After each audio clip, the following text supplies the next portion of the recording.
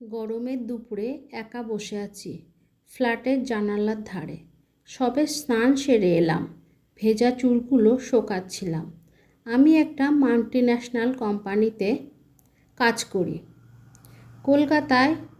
আমি এই ফ্ল্যাটে একাই থাকি। রবিবারে একটু রিল্যাক্স করি একা একাই, কী আর করব। বন্ধু বান্ধব বলতে সেরকম কেউ নেই,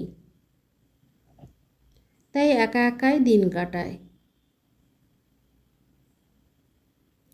আজ রবিবার সকাল সকাল ঘরে টুকিটাকি কাজ সেরে আরাম করছি এখন। হঠাৎ করে কলিং বেল বেজে উঠল। আমি ভেজা গায়ে হাউস কোটটা পরা অবস্থাতে দরজা খুললাম। দেখি একজন কম বয়সী লোক একটি ফাইল হাতে দাঁড়িয়ে আমার পুরো শরীরটাকে ওপর থেকে নিচে একবার ভালো করে দেখে বলল,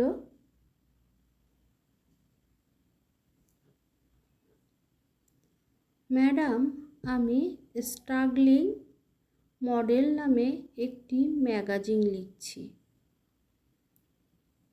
সেখানে কিছু বোল্ড ফটো চাই। কিছু মডেলদের ফটো নিয়েছি, কিন্তু আমার মনের মতো ফিগার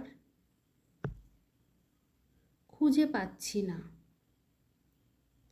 আমার ফেসবুকের ফ্রেন্ড লিস্টে একজন বন্ধুর গ্যালারিতে আপনার ফটো দেখলাম, বেশ পছন্দ হলো।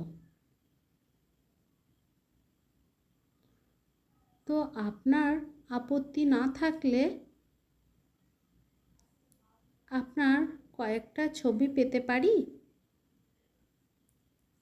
আমি খানিকটা ইতস্তত হয়ে জিজ্ঞাসা করলাম,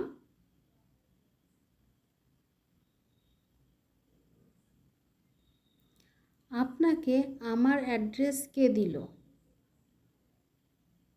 উনি হেসে বললেন, যাকে আমার চোখে লাগে তাকে আমি ঠিকই খুঁজে নিই। এক গ্লাস জল পাওয়া যাবে?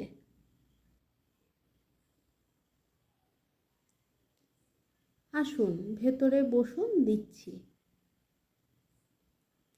আমি জলের গ্লাসটা হাতে তুলে দিতেই উনি আমার দিকে লোভনীয়ভাবে তাকিয়ে রইলেন। আমি আমার হাউস কোটের বুকের জায়গাটা ঠিক করলাম। বললাম, আপনার কি ফটো এখনই লাগবে? উনি বললেন, আসলে আমার সময় খুব কম। 10 দিনের মধ্যেই ম্যাগাজিনটা লঞ্চ করতে হবে, এই আর কি। আমি ওনার সব ফাইলগুলো পড়ে দেখলাম, ভালো ইন্টারেস্টিং। আমি রাজি হয়ে সব ডকুমেন্টগুলোতে সই করতে সে আমাকে বলল, ম্যাডাম, আপনি রেডি?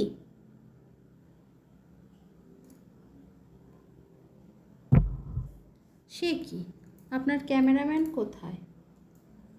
আসলে আমি ছবিগুলো তুলব। আমি একজন ভালো ফটোগ্রাফার। চিন্তা নেই, আমি আপনার ফটোগুলো ভালো করেই তুলব।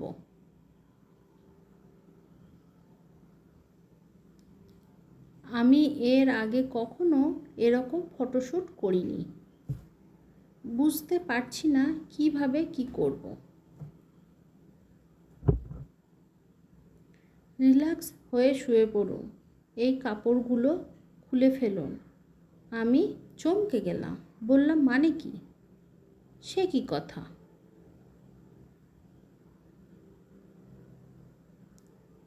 আরে আমার বোল্ড ফটো চাই। মানে মানে বুঝতে পারছেন তো? বুঝলাম।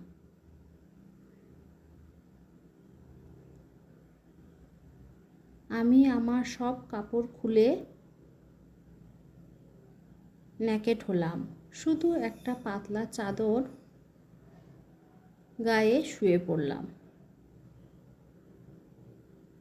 সে আমার ওপর থেকে চাদরের অর্ধেকটা সরিয়ে বলল, কিছু মনে করবেন না, একটা কথা বলি।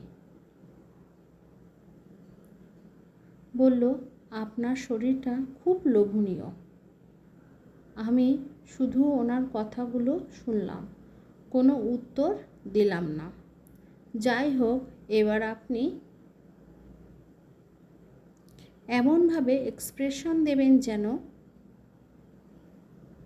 কেউ আপনাকে যৌন সুখ দিচ্ছে। আমি চেষ্টা শুরু করলাম। এক্সপ্রেশন দিতেই সে আমার বুকের থেকে চাদরটা আরেকটু নামিয়ে দিল। আমার বক্ষযুগল বেরিয়ে এলো অর্ধেকের বেশি। আমি এক্সপ্রেশন দিতে থাকলাম আর সে আমার শরীরের উপর উঠে আমার ছবি ওঠাতে থাকলো। এবার আপনাকে পুরো ন্যাকেড হতে হবে। আমি কেন জানি না তার কথায় মন্ত্রমুগ্ধের মতো ন্যাকেড হয়ে গেলাম।